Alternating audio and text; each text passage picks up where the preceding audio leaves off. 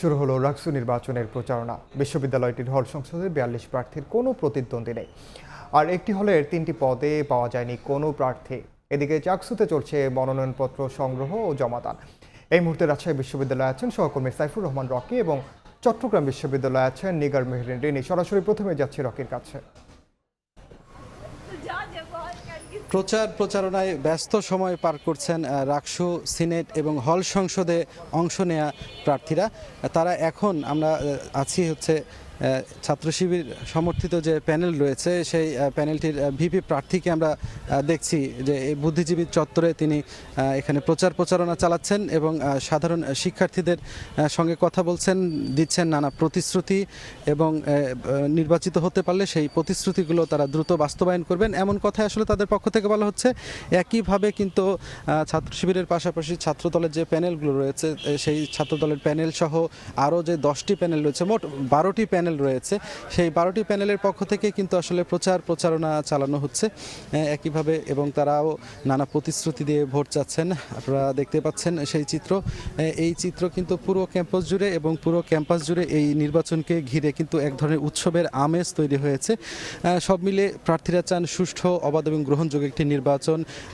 প্রধান নির্বাচন কর্মকর্তা এফ নজরুল ইসলাম তিনিও যেটি জানিয়েছেন যে তারা সুষ্ঠু নির্বাচন করার লক্ষ্যে যা প্রস্তুতি নেওয়া দরকার সেই প্রস্তুতিগুলো এরই মধ্যে তাদের পক্ষ থেকে নিয়েছে। বাকি যে প্রস্তুতিগুলো আসলে নেওয়া দরকার সেগুলো কিন্তু তারা নিচ্ছেন। আমরা ছাত্রদল সমর্থিত প্যানেলের সঙ্গে ভিপি প্রার্থীর সঙ্গে কথা বলেছি, শিবির সমর্থিত ভিপি প্রার্থীর সঙ্গে কথা বলেছি। তারা কিন্তু নির্বাচনের যে পরিবেশ, এখন পর্যন্ত নির্বাচনের পরিবেশ নিয়ে সন্তোষ প্রকাশ করেছেন এবং তারা যেটি বলছেন যে শেষ পর্যন্ত সৌহার্দ্যপূর্ণ পরিবেশে যাতে এই নির্বাচনটি আসলে করা যায়, কোনো ধরনের কোনো অনুযোগ যেন না থাকে, সেই জন্য কিন্তু তাদের পক্ষ থেকে সব ধরনের সহযোগিতা এবং সেরকম মানসিকতা নিয়েই কিন্তু তারা মাঠে নেমেছে। তো এই ছিল আমার কাছে রাজশাহী বিশ্ববিদ্যালয় থেকে রাকসু নির্বাচনের সর্বশেষ। এখন আমরা চলে যাচ্ছি চট্টগ্রামে সহকর্মী রিনির কাছে। দ্বিতীয় দিনের মতো চট্টগ্রাম বিশ্ববিদ্যালয়ের চাকসুর মনোনয়নপত্র বিতরণ কার্যক্রম মাত্র কিছুক্ষণ আগে শেষ হয়েছে।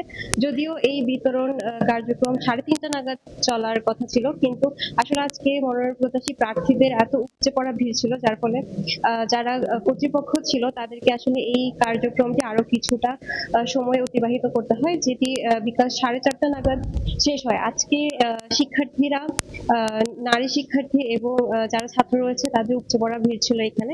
গতকাল এবং আজকে মিলিয়ে এখন পর্যন্ত 169টি মনোনয়নপত্র বিতরণ হয়েছে। বিশেষ করে আজকে অনেক বেশি মনোনয়নপত্র বিতরণ করা সম্ভব হয়েছে। আজকে আমরা যেটি দেখেছি যে ছাত্রীদের আসলে লক্ষণীয় উপস্থিতি ছিল, বিশেষ করে হল সংসদের যে মনোনয়ন পত্র বিতরণ কার্যক্রম ছিল সেখানে ছাত্রীদের হল থেকে 46 জন এই মনোনয়নপত্র ক্রয় করেছেন, যেখানে ছাত্রদের হল থেকে মাত্র 26টি মনোনয়নপত্র ক্রয় করা হয়েছে।